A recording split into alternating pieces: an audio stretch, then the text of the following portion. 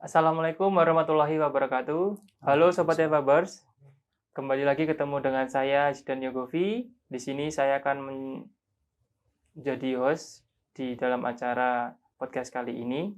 Dan alhamdulillah kali ini saya kedatangan tamu spesial, salah satu pengasuh pondok yang ada di Kabupaten Madiun. Dan alhamdulillah pondoknya ini masih baru teman-teman. Teman-teman penasaran siapa beliaunya? Ya, kalau masih penasaran, mari kita simak dan mari kita perkenalkan. Di samping saya ada Gus Aib. Assalamualaikum Gus. Waalaikumsalam warahmatullah. Oke. Beliau adalah salah satu pengasuh pondok pesantren di Geger nih Gus. Nggih, tepatnya di Godongan Kidul, Purworejo. Godongan Kidul, Purworejo Geger. Nggih. Kalau boleh tahu untuk pondoknya namanya? Pondok pesantren Raudhatu Huffadzil Quran. Godongan Kidul, Purworejo, Geger, Madiun. Ini pondoknya itu berapa tahun Gus ini? Baru. Jadi usia pondok kami baru 1 bulan ini. Jadi masih di tahap awal-awal banget nih Gus? Nggih, sangat awal. Masih babat pondok yang baru bersama santri-santri lama. Oh, santri-santri lama. Nah, sebelumnya? Nggih, kami pernah berkhidmah, pernah ikut serta di Pondok Pesantren Tahfidzul Quran Bani Ali Mursyad Banaran Magetan. Di sana selama 12 tahun. Alhamdulillah kami bersama-sama beliau, dan mungkin waktunya karena momen bulan ini usia saya yang genap 40 tahun. Alhamdulillah. Dan besok pas ulang tahun saya, 9 Agustus. Nah, kebetulan juga ini sepulang ihram kemarin, atas pembicaraan keluarga, kami juga harus berdakwah juga di tempat yang lain. Alhamdulillah untuk membantu di Magetan mungkin sudah selesai, dan sekarang merintis di tempat yang baru begitu. Sebelumnya Gus, kalau boleh saya bertanya, alasan untuk berdakwah itu dari diri sendiri atau dari utusan? Kan biasanya kalau di pondok itu ada dawuh dari kiai atau dawuh dari sesepuhnya kayak gitu Gus. Iya. Artinya kami itu selama masih dibutuhkan oleh masyarakat, dawuh yai, guru kami juga harus terus berkhidmah, berdakwah di jalan Al-Quran ini. Dan tidak harus di mana-mana ataupun kemana-mana. Artinya dimanapun ladang dakwah, insya Allah kami akan siap berdakwah di dalam dakwah Al-Quran ini. Masya Allah, alhamdulillah. Nah, dalam era kali ini ya Gus ya, mungkin untuk mendakwahkan syiar agama itu sangat sulit ya Gus. Apalagi di era digital seperti ini. Apa sih tips dan triknya dari pondok pesantren? Apalagi kan ini masih baru nggih Gus. Kan mungkin banyak rintangannya, apalagi untuk ayo, kan ada juga kata ayo mondok itu. Mungkin ada saran Gus atau gimana? Iya. Sebenarnya pondok itu ada keunikan tersendiri, tidak sama dengan lembaga pendidikan yang lain ataupun perusahaan. Karena kita lihat banyak juga santri-santri itu yang mondok tapi tidak semua jadi kiai. Nah, betul Gus. Ya, sama mungkin di antara sekian ribu sekian juta pelajar tidak semua jadi guru, tidak semua jadi kepala sekolah. Artinya diikuti santri pun itu juga seperti natural begitu. Tapi intinya kan kita dalam rangka berdakwah itu ya yang bisa kita lakukan apa saja untuk dakwah Al-Quran khususnya di dalam santri-santri untuk membantu mereka proses menghafalkan Al-Quran. Iya. Jadi di pondoknya jenengan niki terfokus untuk belajar agama gitu. Ya, khususnya tahfidzul Quran, menghafal Al-Quran. Menghafal nggih. Ya, memorizing Al-Quran. Jadi untuk di pondoknya jenengan niki lulus harus hafal 30 juz Gus, ngapunten. Harapan kami begitu. Tapi kita kembali kepada masing-masing daya ingat seseorang, kemampuan seseorang itu kan tidak sama. Meskipun yang menentukan itu bukan kemampuannya, bukan intelijen kemampuan kepintaran seseorang itu tidak ada hubungannya dengan daya menghafalnya. Maka ketika seseorang itu bersungguh-sungguh dalam menghafalkan Al-Quran, pasti Allah memberikan jalan. Kita tahu, kita ingat Kanjeng Nabi itu kan menghafal Quran itu selama sekian tahun, 23 tahun. Maka sangat wajar kalau ada santri itu yang lama proses menghafalnya, ada yang cepat. Dulu kami pernah punya program One Week, One Juz Mutkin. 1 minggu, 1 juz mutkin. Ya alhamdulillah, ketika santri-santri tidak dibebani kegiatan sekolah, kegiatan yang lain, mereka bisa melakukan itu. Tapi sebenarnya kami itu tetap berprinsip ending daripada kegiatan kami bukanlah mereka hafal 30 juz. Kami ingin santri-santri ini berproses dengan Al-Quran. Setiap hari akrab dengan Al-Quran. Akhlaknya pun akhlak Al-Quran. Dan nantinya dengan Al-Quran ini bisa berdakwah. Dengan Al-Quran ini mereka bisa membangun masyarakat dengan akhlak yang baik begitu. Jadi berawal dari Al-Quran Gus. Karena sumber segala yang kita ambil itu kan dari Quran. Hukum-hukum itu dari Al-Quran. Pedoman hidup kita adalah Al-Quran. Maka sangat prinsip ketika seseorang itu tidak hanya membaca, bisa membaca, lalu menghafalnya, dan mengerti, lalu mengaplikasikan dalam kehidupan sehari-hari. Ya itu Gus, mungkin ada tips nggak sih Gus? Kan kita kan namanya juga manusia penuh dengan salah dan dosa. Kita kan juga inginnya istiqomah, itu yang paling sulit Gus.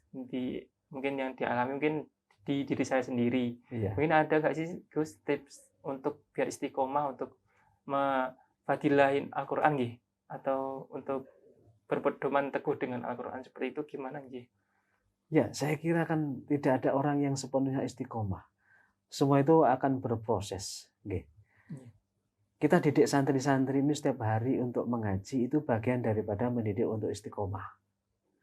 Untuk tetap kuat di jalan Allah ini. Berupa menghafalkan Al-Quran. Ini contoh kecil.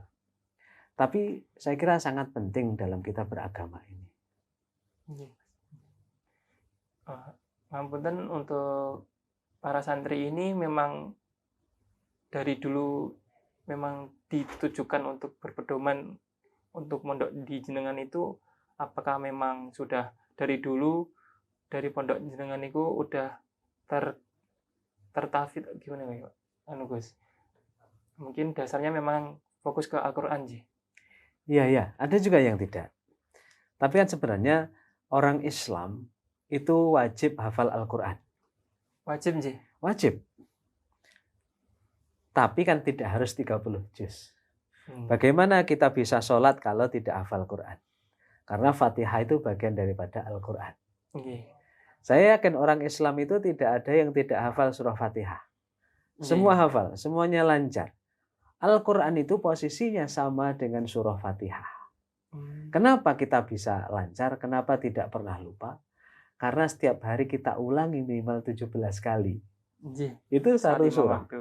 Kalaupun Al-Quran yang 30 juz itu kita ulang-ulang sehari, sebanyak kita mengulang Al-Fatihah, pasti saya yakin 30 juz itu akan juga posisinya sama dengan Fatihah lancarnya. Karena Allah menjamin, walaqad yassarnal Qur'ana lidzikri. Allah yang memudahkan Al-Quran ini untuk diingat. Begitu.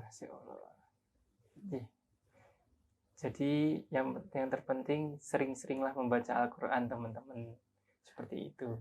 Iya. Nah, untuk ingin menghafalnya ya itu tadi seperti kata Gus Saib, sehari minimal kita punya waktu. Saya tidak mentarget santri-santri harus sehari berapa juz, tidak. Tapi memang paling tidak dulu petunjuk dari kiai saya. Kalau hafal 30 juz, sehari minimal 5 juz. Sehari 5 juz. Ya. Sehari 5 juz ya teman-teman. Kalau hafalnya 20 juz dan 10 juz selanjutnya yaitu menyesuaikan nanti. Paling Iya. tidak kalau 30 juz hafalnya murojaahnya 5 juz, kalau 25 ya 4 juz, 20 3 juz dan seterusnya. Iya. Insya Allah itu akan lebih menguatkan hafalan. Oh iya. Iya Gus, mungkin kan kita kali ini mungkin lebih mendalam lagi di Al-Quran nggih. Nggih. Kita mungkin bisa membacanya, tapi terkadang kita tuh ada prasangka buruknya gini Gus, kita nggak paham qalqalahnya seperti itu. Apakah nanti Tajwidnya. tajwidnya, apakah itu diterima Gus? Seperti itu. Kan menghafal apalagi kita tidak membaca tapi hanya ingatan. Iya, Terkadang kan orang mendengar, wah ini salah ini iya, nggak iya. sesuai dengan Al-Quran ini, seperti itu Iya, gimana iya. Gus? Kita ini orang Indonesia Nggih. yang lahannya tidak sama dengan orang Arab. Kita tidak bisa memaksakan lidah kita itu sama dengan orang Arab. Ya. Dan begini, selama prinsipnya begini, kalau di dalam kitab Jazari itu, di dalam matan Jazari, orang yang membaca Al-Quran dengan tidak bertajwid hukumnya dosa. Hukumnya dosa. Tapi masalahnya, selama kita itu masih mau belajar, terus belajar, dan kita itu tidak boleh berhenti belajar, maka insya Allah akan dimaafkan kesalahan kita. Karena kita selama ini tetap terus belajar, dan kalaupun salah, ya itu seperti tadi, tetap dimaafkan. Karena Allah Maha Pemaaf nih. Iyalah. Seperti itu teman-teman. Khawatirnya nanti ada orang, waduh saya tidak bisa baca Al-Quran dengan tajwid, wis tidak usah baca saja, kan jadi repot ya. Nah itu benar Gus. Mungkin kan ya saya juga pernah mendengar seperti itu. Apa itu ya bisanya cuma segini, ya udah nggak mau belajar lagi dengan Al-Quran. Kalau dipaksa ya nanti daripada disalah-salahkan seperti itu ya, mungkin harus ada ya guru nih Gus ya untuk menunjukkan ke arah yang benar atau Iya. Al-Quran itu harus digurukan. Tidak bisa Al-Quran itu kita ujuk-ujuk kayak ilmu laduni bisa. Itu wajib ada gurunya. Dan gurunya itu pasti harus nyambung sampai kepada Rasulullah SAW. Kayak kami ini kan generasi ke-35. Di dalam silsilah sanad Al-Quran itu. Jadi saya punya guru saya punya guru lagi nyambung sampai Rasulullah. Itulah pentingnya membaca Al-Quran, belajar Al-Quran dengan punya guru. Yang gurunya itu harus punya guru juga yang nyambung sampai Rasulullah. Dan saya kira juga tidak ada kok orang ujuk-ujuk bisa baca Quran, pasti punya guru. Ya mungkin kan di masyarakat umum ya waktu kecil TPA setiap sore seperti itu udah cukup Gus. Iya. Padahal belajar Al-Quran itu harus sampai tutup usia nggih. Iya. Dan tidak cuma Al-Quran, saya kira semua ilmu kita itu jangan sampai mati dalam keadaan tidak belajar lagi. Karena kan dawuhnya Kanjeng Nabi itu, siapa orang yang berjalan untuk mencari ilmu, maka Allah akan memudahkan jalannya masuk surga. Kan begitu. Maka jangan sampai kita itu berhenti belajar. Katanya kan belajarlah dari buayan sampai liang lahat. Artinya kita itu menjadi murid, menjadi santri, menjadi pembelajar itu ya sampai mati begitu. Karena masih banyak sekali yang harus kita tahu di dalam Al-Quran. Tidak ada satupun problematika hidup ini yang tidak dijelaskan, tidak ada solusinya. Semuanya ada di dalam Al-Quran. Yaitu masalahnya kita mau baca enggak, mau memahami enggak. Gitu. Ya untuk sekarang mungkin di waktunya Gus. Iya. Yaitu karena perbandingan antara dunia dan akhirat itu tadi loh Gus. Iya. Kita harus terkadang kan pengen bisa baca tapi nggak ada waktu, fokus kerja. Nah itu gimana Gus untuk mensiasati? Iya betul. Artinya itu bukan alasan. Katakanlah kita dikasih Allah waktu 1 hari 1 malam 24 jam. Kalau kita sisihkan setengah jam saja, setengah jam untuk membaca Al-Quran, untuk memurojaah hafalan kita, itu berapa persennya? Berapa persennya? 10% dari 24 jam mungkin 2,5 jam ya. Ya, mungkin sekitar Satu, segitu. 1 jam itu berapa persen? 1 jam mungkin tidak sampai 5%. Nggak sampai, Gus. Nggak sampai? Nggak sampai, Gus. Kalau setengah jam, berapa persen lagi? Maka Waduh. sebenarnya masih banyak waktu yang Allah berikan untuk kita. Katakanlah sudah, tidak usah setengah jam, 15 menit cukuplah. 15 menit itu kalau orang membaca dengan pelan-pelan, itu insya Allah sudah dapat 1/4 juz. Kalau 1/4 juz 1 hari, maka 4 hari 1 juz. Ya kan? Nah itu teman-teman tipsnya, 15 menit 1 hari, 4 hari 1 juz. Iya. Kalau pengen mudah, sudah tidak usah lama-lama, 5 menit sehabis sholat. Sehabis sholat. 5 menit itu kalau kita baca 1 lembar atau 2 halaman, maka nanti sehari dapat setengah juz. Tidak usah lama-lama. Yang penting kan kita punya komitmen, punya konsistensi, mau istiqomah, kuat, insya Allah akan memberikan jalannya. Yang sekarang yang problemnya itu satu, Gus. Niat. Niatnya sudah, tinggal eksekusi. Eksekusi, Gus. Itu yang agak sulit itu. Ya mungkin itulah tantangan di dunia ini, Gus. Iya.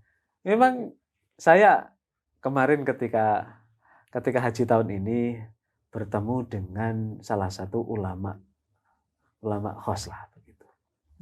Jadi beliau ini, saya ke kamar beliau mengatakan begini, orang Quran itu, wong Quranku ya malane ya Quran. Beliau mengatakan, aku saben dina iku ngimpi Kanjeng Nabi, ngimpi ketemu Kanjeng Nabi, tapi yo saben dina kudu khatam membaca Al-Quran. Syaratnya begitu. Makanya wong Quran yo amalane kudu Quran. Saya gitu kan. Tidak ada alasan beliau untuk kesibukan dunia. Kalau memang kita sudah punya prioritas, pasti diusahakan. Ketika kita itu sudah senang melakukan sesuatu, pasti ada jalannya kan begitu. Sesibuk apapun, berapa jam toh kita kerja? Sehari semalam maksimal paling 10 jam. 10 jam itu sudah lama. Tidur berapa jam? Kita itu kalau tidur kalau 8 jam itu berapa puluh persen kita habiskan waktu untuk tidur. Sementara Quran itu setengah jam saja kita terasa berat. Ya mungkin gambar surga memang berat ya gitu. Gitu Gus. Yang haram malah lebih mahal, malah diterjang. Yang surga murah malah ditinggal Gus. Allah. Ya orang Islam itu kan tinggal kita itu diajari Allah itu melalui sholat itu harusnya bisa memanage waktu ya. Iya Gus. Kita kembali ke mungkin agak ke flashback lagi Gus. Kan ini kan kamu dan pondok pesantren Raudatul Hufadzil Quran. Nah, ini pasti ada makna dan artinya Gus. Ya. Mungkin bisa ceritakan Gus. Ya, pengen dulu bersama istri itu pengen memfasilitasi santri-santri, anak-anak yang suka, yang cinta terhadap Al-Quran, ingin menghafalkan Al-Quran. Raudhah itu artinya kan taman, hufat itu para penghafal. Jadi pengen di tempat itu menjadi sebuah taman, menjadi tempat yang nyaman untuk para penghafal Al-Quran. Maka kami itu sebenarnya juga tidak ingin punya santri yang banyak-banyak. Yang sedikit tapi bisa istiqomah. Yang sedikit tapi nantinya juga bisa bermanfaat bagi masyarakat. Sebenarnya masih banyak media dakwah yang lain gitu ya. Yang sementara ini tidak banyak santri yang bisa masuk ke ranah itu. Harapan kami santri tidak hanya hafal Quran, tapi bagaimana Al-Quran ini dikemas santri-santri dengan cara yang menarik, orang tidak takut gitu ya. Orang tidak gimana ya dengan kehadiran pondok, dengan ngaji itu tidak takut gitu loh. Pengen kami itu punya media biar orang itu senang membaca Al-Quran, senang menghafal Al-Quran, senang mempelajari Al-Quran gitu. Iya sih Gus, mungkin media sekarang itu sebenarnya buat branding juga nggih. Iya. Perlu di-brandingkan karena ini adalah syiar agama. Iya, iya, iya. Media dakwah juga murah dan mudah tersebar juga sih, Gus. Nggih. Di era digital seperti ini. Maka juga kita tidak boleh menutup diri dari teknologi.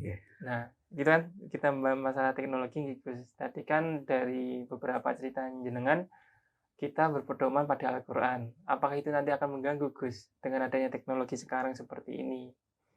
Kan mungkin kan karena tadi kan pengennya menjadi penghafal Al-Quran.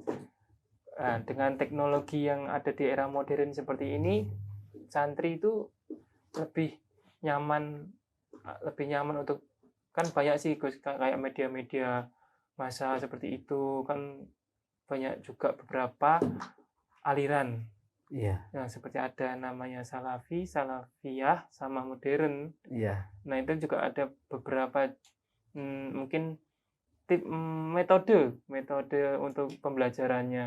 Nah, untuk menanggapi dari jenengan itu gimana, Gus? Atau dari santrinya ada pernah sambat, Gus, ini dari media ini kok seperti ini, nggak sesuai. Iya, iya. Pasti kehadiran media ini pasti berpengaruh terhadap kualitas hafalan mereka. Penggunaan media, gitu. Iya. Jadi ketika menjadi santri, idealnya santri-santri itu di pondok tidak bawa HP, begitu. Nah, memang tidak. Idealnya begitu, ya? Cuma kan sekarang pembelajaran di madrasah, di sekolah menuntut untuk itu. Nah, mau tidak mau harus kita berkompromi ya dengan situasi yang seperti ini.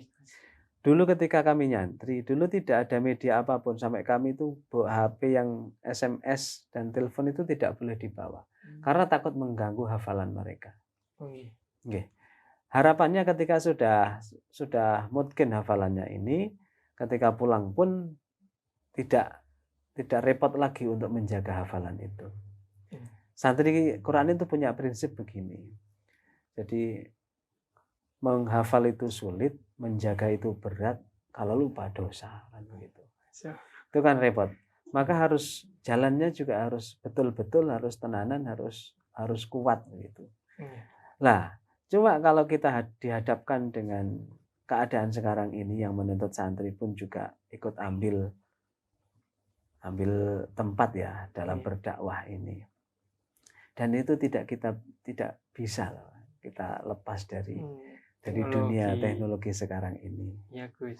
Ya hanya pinter-pinter kita sebagai pengasuh, sebagai guru dan santri-santri memanage bagaimana ya semuanya masih bisa berjalan dengan baik begitu. Meskipun kami yakin dan saya sangat mengakui kualitas santri-santri hari ini tidak lebih baik daripada santri-santri dahulu ketika tidak ada teknologi, tidak ada gadget. Tapi baiknya santri hari ini ketika dia bisa memanfaatkan teknologi ini, bisa memperluas dakwah Al-Quran ini. Itu Gus, itu yang positifnya. Ya. Negatifnya ya seperti itu tadi. Ya apalagi kalau sudah pegang HP, setelah mungkin selesai nge-share apa gitu ya, pasti nge-game. Nggak ada santri yang tidak tahu Mobile Legends hari ini. Anak saya ketika pulang dari pondok juga tiap hari Mobile Legends. Gitu.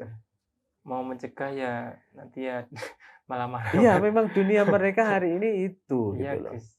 Mungkin kalau saya dulu masih bisa main bersama teman kelereng dan lain sebagainya. Memang masih itu tradisional ya. Iya, tradisional. Tapi memang hari ini mereka ya itu mainannya.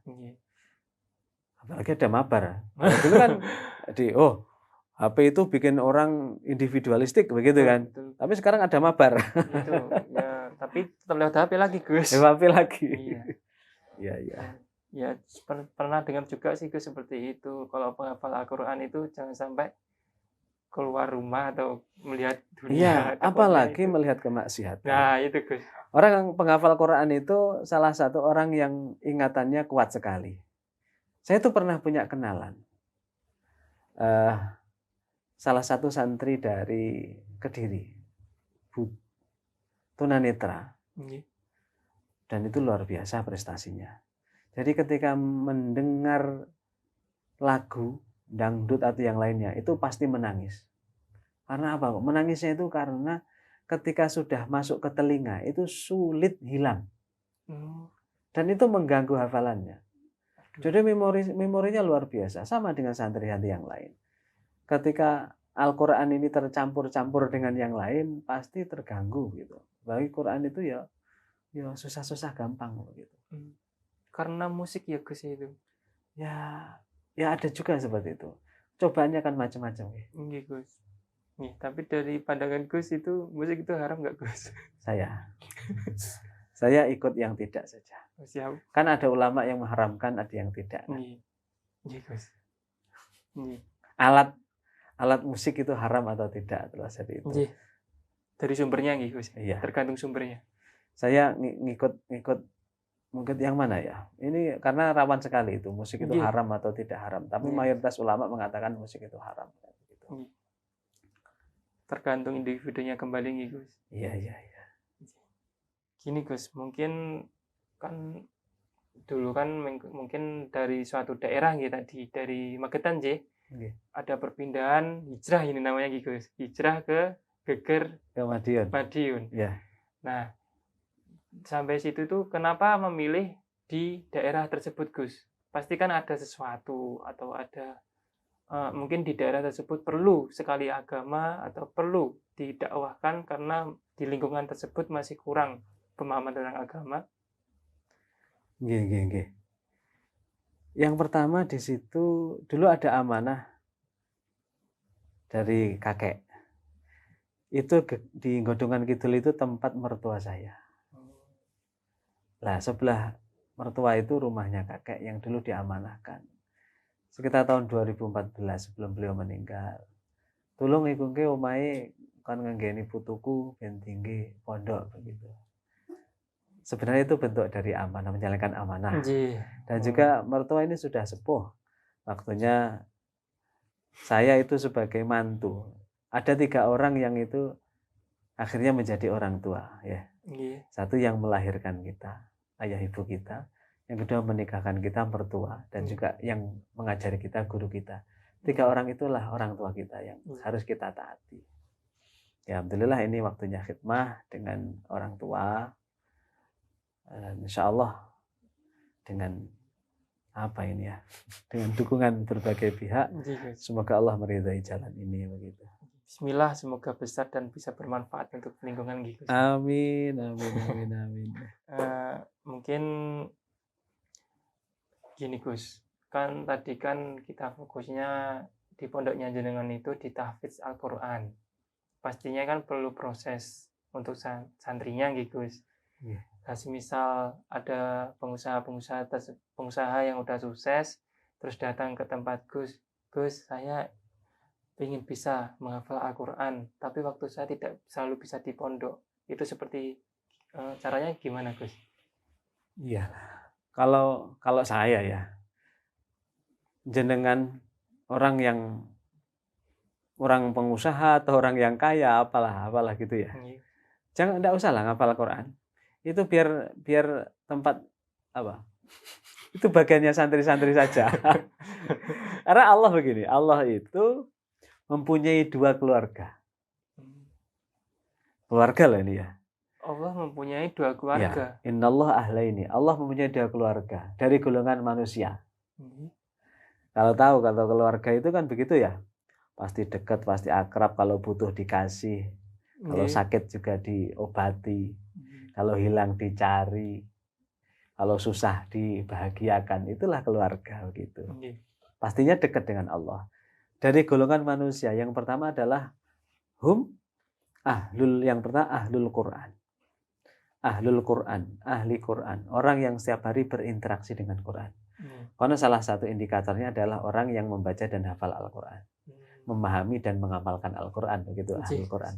Dan kedua, wa khosatuh ini dikatakan para ulama orang yang ikut serta, punya andil dalam proses adanya orang mengkaji Al-Quran ini. Nah, makanya sudahlah, ini kalau menghafalkan bagiannya santri-santri, orang yang punya duit bagiannya ikut serta dalam pengembangan, khususnya mungkin pengadaan fasilitas, sarana prasarana dan lain sebagainya. Kalau Dua- semuanya hafal diambil Quran dari malah nanti tidak kerja. jatahnya udah dibagi-bagi ya Gus Iya. berarti ya Gus ya. Jatahnya udah Karena memang sendiri. kata anak-anak itu kan, hafal Quran itu abot. Ben aku wae jadi. Nggih Gus nggih. Leres. Ya, ini generasi-generasi ya paling enggak ya kita punya andil lah begitu.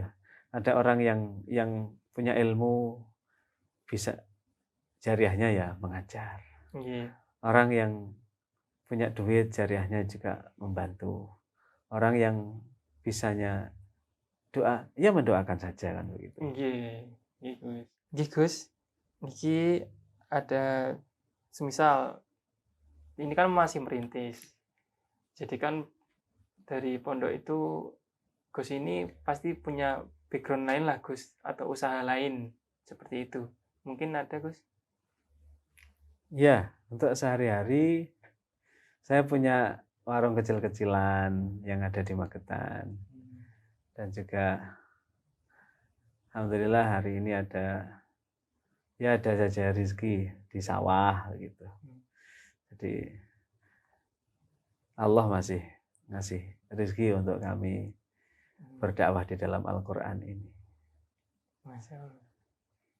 Kalau untuk ngajar, ternyata ngajar di luar waktunya juga habis untuk santri-santri yang ada di rumah gitu. Jadi fokus ngajar di pondok pesantrennya sendiri nih Gus? Nggih. Kemarin, Pak kenapa enggak dosen gitu? Nggih. Masih ingin fokus dengan santri gitu. Dan sekarang sudah ternyata saya itu hatinya tidak lebih pintar dari orang lain. Tetap rendah tapi meroket. Ya ampun ke sini untuk santrinya berapa nggih? Untuk bulan ini ada sekitar 80 santri Masya Allah, yang tinggal di sana. Mereka mayoritas ya mahasiswa gitu ya. Dari lingkungan daerah Ya di daerah Madiun? se-ex Karesidenan Madiun. Se-ex Karesidenan Madiun. Ya rata-rata di sekitar sini saja. Ya masih baru, relatif baru, dan dengan segala keterbatasan fasilitas yang ada. Untuk santrinya jadi fokus yang saat ini masih kuliah seperti mahasiswa-mahasiswi nih Gus. Dan semisal ada salah satu nih Gus, semisal ada orang ingin ngaji ke jenengan, tapi intinya ingin mengaji tapi tidak menghafal, itu apakah diperbolehkan? Iya kan, mengaji itu tidak harus menghafal. Ada kemarin pegawai BPJS yang ngaji online dengan saya. BPJS Makassar. Wah, jauh. Ya, makanya pakai online. Oh, yes. Saya itu punya HP itu, maka siap dihubungi juga lewat WA, lewat yang lain. Insya Allah saya enggak slow respon. Selama saya bisa buka HP ya saya balas, dan kalau memang medianya bisa pakai video call misalkan begitu, atau apa itu telepon. Ya, kami sebisa mungkin kalau bisa dilayani kami layani begitu. Insya Allah. Ya, dengan kesibukan orang hari ini kan kadang susah untuk langsung ketemu, dan sekarang kita punya media teknologi seperti ini harus kita manfaatkan. Iya benar Gus, itu harus yaitu kalau menggunakan secara positif seperti itu. Ya. Nah, ya sebisa mungkin lah. Ya, bisa positif, maka ini bikinan orang kafir itu juga bermanfaat bagi kita. Jadi tidak apa-apa ya teman-teman, kita jadi semisal teman-teman ingin belajar ngaji tidak harus menghafal Gus. Yang penting kita paham tajwid.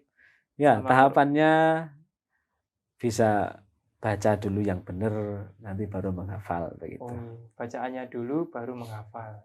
Ada nggak sih Gus menemui santri yang udah berumur tapi masih bisa menghafal? Ada. Sebenarnya menghafal itu kalau ingin enteng ya, bebannya tidak berat. Menghafal itu kan menjaganya sampai mati toh. Jadi bukan berarti ketika sudah selesai juz 30 juz terus enggak menghafal, enggak. Jadi enaknya semakin tua itu semakin pendek waktu menghafal. Saya iya. insya Allah dulu ada namanya Mbah Kiai Zainal Abidin Yogyakarta. Beliau umur 60 tahun baru menghafal. Baru menghafal Oke. 30 juz nih. Ya, bisa selesai. Tapi ternyata beliau setiap hari, setiap habis sholat itu 1 juz. Habis sholat 1 juz. Jadi istiqomah setiap berapa hari itu khatam. Berapa hari khatam. Akhirnya menghafal itu dimudahkan oleh Allah Ta'ala. Sebenarnya menghafal itu, orang hafal itu kan karena dibaca berulang-ulang. Kenapa orang hafal itu konon pahalanya sangat banyak? Karena proses bisa hafal itu harus diulang-ulang beberapa kali. Satu ayat itu bisa 20 kali untuk bisa hafal.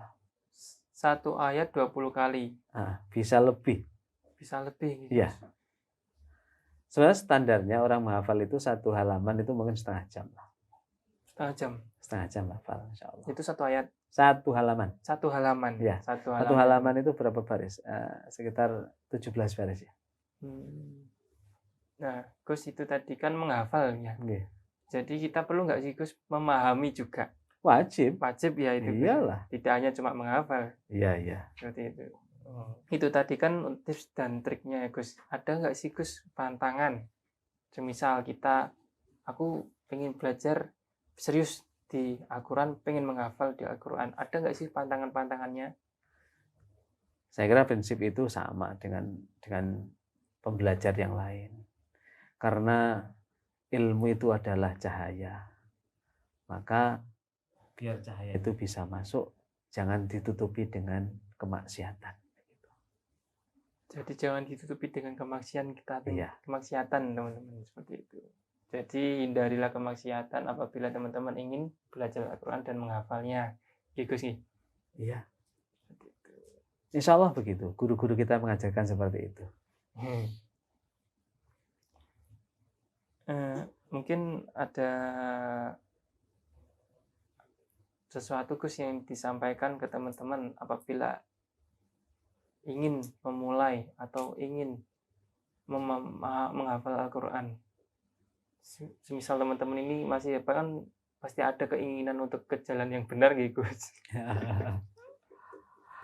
Jalan benar itu tidak harus hafal Quran loh ya.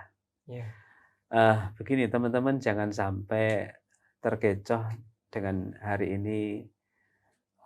Ibaratnya kalau saya mengatakan latah ya. Ketika banyak lembaga tahfidz, banyak di televisi atau di media yang lain, apalagi kampus-kampus, sekolah-sekolah memberikan beasiswa para penghafal Al-Quran.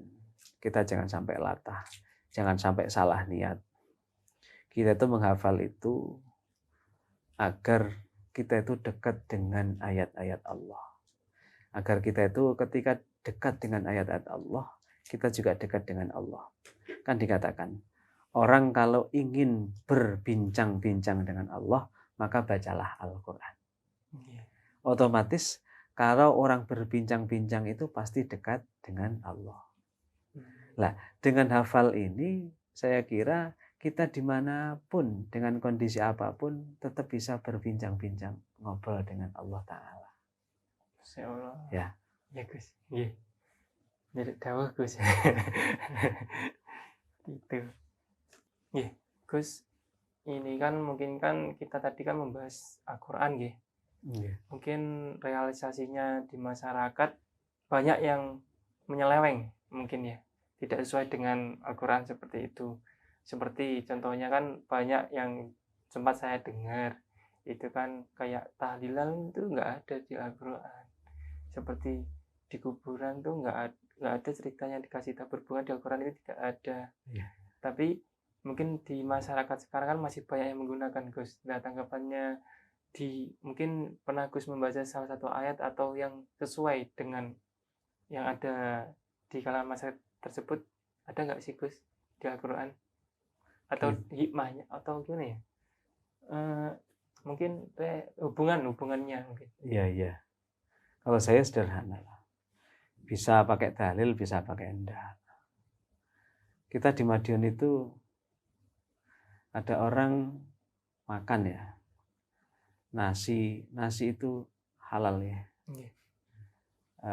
Kulupan itu kayak bayam dan sebagainya itu halal nggih. Nggih. Tambah cambah halal. Nggih.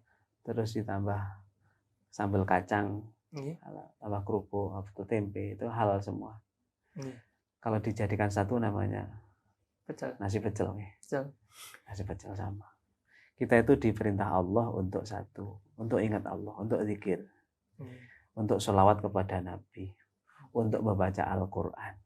Tahlil itu kan isinya baca Quran, zikir kepada Allah, sholawat kepada Nabi, berdoa kepada Allah, mendoakan orang lain. Itulah jadi satu bentuk namanya tahlilan. Kan begitu. Allah pun kan memerintahkan kita, alladzi apa itu? Ulul albab itu orang yang alladzina yadhkurunallaha qiyaman wa qu'udan wa ala junubihim dan sebagainya. Tata cara berzikir, ada yang jahar, ada yang sir. Terus juga kita diperintahkan Allah itu untuk mendoakan orang-orang yang meninggal dan orang-orang yang telah dahulu begitu. Dan ini sebenarnya masalah furu'iyah, masalah khilafiyah yang seharusnya sudah tidak kita permasalahkan lagi gitu ya. Insya Allah masyarakat kita sudah sangat dewasa menyikapi hal ini. Kalau tabur bunga itu, saya melihat ada orang salah kaprah. Di dalam kuburan itu sering di rumputnya itu dihabiskan. Seharusnya kan kalau kita ingat dawuhnya Kanjeng Nabi itu, jadi selama pohon-pohon dan tumbuhan yang tumbuh di atas kuburan itu selama masih hidup itu bertasbih mendoakan orang yang ada di dalam kubur. Maka tabur bunga mungkin Kanjeng Nabi pernah melakukan itu ketika ziarah ke makam orang tuanya. Saya kira hal itu juga juga pilihan sebuah pemahaman begitu nggih. Insya Allah kalau ada yang masih mempermasalahkan, mungkin sebaiknya hidup di 1 abad yang lalu lah, mungkin beberapa ratus tahun yang lalu ketika itu masih jadi permasalahan. Mungkin di awal kemerdekaan itu masih jadi, atau tahun 80-an lah gitu. Jadi masih jadi polemik. Misalnya kunut enggak kunut, tapi hari ini kan kita sudah sepakat. Kalaupun ada perbedaan, ya oke lah gitu. Yang penting bisa jalan bareng begitu. Nah, mungkin kan ini di bulan Agustus ya Gus nggih. Mungkin kan mau ke 17 Agustus itu diperingati dengan kemerdekaan Republik Indonesia. Nah, dari peran pondok atau dari pondok ada nggak sih Gus kayak integritas dengan bela negaranya atau dengan memerdekakan negara Indonesia itu sinkronisasinya atau hubungannya ada nggak sih? Kan tadi kan dijelaskan bahwa terfokuskan pada tahfidz dan menghafal Al-Quran. Nah, dari relasinya tersebut apakah ada dari pondok bahwa cara untuk bela negara seperti ini atau dengan ikut andil dalam masyarakat seperti ini atau pripun Gus, mungkin dari pandangan dari Gus Aib. Iya. Apalagi ini momennya Agustus nggih. Artinya yang kita lakukan itu jangan sampai tidak ada contohnya ataupun harus kita cari tuntunannya di dalam Al-Quran. Inilah pentingnya hafal Quran. Nantinya pasti nemu gitu. Yang hubungannya pun dengan momen tahun ini, momen bulan ini, momen kemerdekaan Indonesia. Kan dikatakan di dalam surah Al-Hajj itu, alladzina immakannahum fil ardi aqamus sholata wa atawuz zakata wa amaru bil ma'ruf wa nahaw 'anil munkar. Mungkin itulah yang relevan nggih. Ada korelasinya antara Al-Quran dengan kemerdekaan. Orang yang diberikan kedudukan di muka bumi ini ya, di muka bumi ini orang yang diberikan kemerdekaan itu harusnya kan aqamus sholata gitu ya. Orang yang selalu konsisten dalam beribadah. Orang yang dekat dengan Tuhannya. Karena begini, orang kalau sholatnya baik, sholatnya benar, pasti lainnya juga baik begitu. Yang kedua, wa atawuz zakata. Nah, inilah ada juga sisi-sisi kepekaan sosial. Artinya kan begitu. Atau zakat itu memberikan atau memberikan apa ya, meringankan beban orang lain dengan lewat zakat. Iya. Potensi zakat Indonesia kan orang Islam itu harusnya luar biasa. Maka momen kemerdekaan ini kita juga harus ingat, ternyata masih banyak kawan-kawan kita, saudara-saudara kita yang lain yang perlu kita bantu begitu. Tidak cuma salah dalam pengertian hura-hura kemerdekaan ini. Kalau kita lihat ngapunten ya, kalau saya salah ini, mohon maaf. Kalau saya lihat tirakatan yang dilakukan di beberapa tempat itu kok apa ya, tirakatan identik dengan makan-makan begitu. Sementara tirakatan itu ya tirakat ya. Tirakat itu ya prihatin begitu kan. Harusnya kan begitu. Kita maknai kemerdekaan, kita ingat para pejuang, para syuhada yang telah memberikan kemerdekaan kepada kita. Memang harus kita doakan. Kalaupun ada makannya oke lah gitu ya. Tapi kan itu bukan identik dengan makan-makan begitu. Maka di dalam Al-Quran pun ketika kita paham, ketika kita hafal, lalu difahami itu sebenarnya tuntutan dalam mengisi kemerdekaan ini jelas. Amaru bil ma'ruf wa nahyu 'anil munkar dan lain sebagainya. Kalau dimaknai dan kita baca tafsirnya, insya Allah itu akan tepat kita langkah kita dalam mengisi kemerdekaan ini, khususnya santri gitu ya. Maka santri itu kan ada hurufnya SANTRI ya. Kami maknai santri itu S-nya itu harus tetap survive. Dimanapun harus survive. Santri. Dan juga dan lain sebagainya, banyak lah. Kemarin ada saya sampaikan kepada santri-santri itu yang N-nya itu nasionalis begitu. Jangan sampai santri tidak cinta tanah air. Nggih Gus, ini tadi kan kita membahas peran santri dengan kemerdekaan Republik Indonesia, seperti itu yang disampaikan oleh Gus Said. Ya Gus, ini tadi kan pondok masih baru, mungkin belum banyak yang tahu tentang pondok jenengan ini. Nah, untuk mempromosikannya gimana nggih Gus? Pasti sulit nggih di wilayahnya, apalagi di desa di Kabupaten Madiun ini. Mungkin ada dari mulut ke mulut atau seperti apa dari tips dan triknya untuk membranding dari pondok tersebut Gus? Kami malah tidak berpikir untuk branding begitu ya. Yang penting tugas kita itu menjadi guru yang ngajar dan belajar. Kalau ada santri, ya kami ajar. Kalau Anda ada ya di sawah. Ya saya kira sederhana sekali. Kalaupun ada orang mau belajar, insya Allah apa yang bisa kami bantu, kami bantu. Ilmu mungkin minta diberikan, kalau bisa memberikan kami berikan. Begitu. Gitu. Nah, untuk pembelajarannya, semisal ada yang berminat nih Gus, jadi datang aja ke rumah nggih. Oke, monggo ada di SMA Geger itu ke timur, kira-kira 200 meter. Oh, 200 meter. Depan SMA Geger ke timur, Jalan Manyar. Jalan Manyar. Nggih. Di situ pondoknya ya teman-teman, semisal mau mengaji dengan Gus Said, insya Allah bisa menghafal Al-Quran kalau ada niat. Nggih Gus. Tidak harus menghafal. Artinya kalau pengen belajar tajwid atau yang lainnya, monggo kami setiap Ahad pagi ada juga kajian kitab At-Tibyan fi Adabi Hamalatil Quran. Jadi adab bersama Al-Quran. Oh, adab bersama Al-Quran. Yang itu bertahun-tahun kami membahas itu. Jadi belajar kehidupan dari pandangan Al-Quran atau gimana Gus itu? Ya banyak sekali, tapi fokusnya di dalam kita sebagai orang yang diberikan mukjizat ya. Nabi diberikan mukjizat berupa Al-Quran. Bagaimana kita harus berakhlak dengan Al-Quran. Gitu. Insya Allah. Jadi sebenarnya tuh hidup di dunia itu udah ada tuntunannya, tinggal kita mau mempelajarinya atau tidak. Yaitu dengan Al-Quran Gus. Oke, insya Allah semuanya ada dalam Al-Quran. Nah, itu adalah beberapa mungkin teman-teman bisa pahami bahwa hidup tidak hanyalah di dunia tapi juga di akhirat nantinya Gus. Nah, Yang itu gimana Gus? abadi selama-lamanya. Nah, itu insya Allah nanti Al-Quran lah yang akan menyelamatkan kita di akhir nanti Gus. Insya Allah. Tidak salah hanya satu sholat penolong kita. Yang pertama tetap sholat Gus. Iyalah. Sholat. Kan ada syafaat.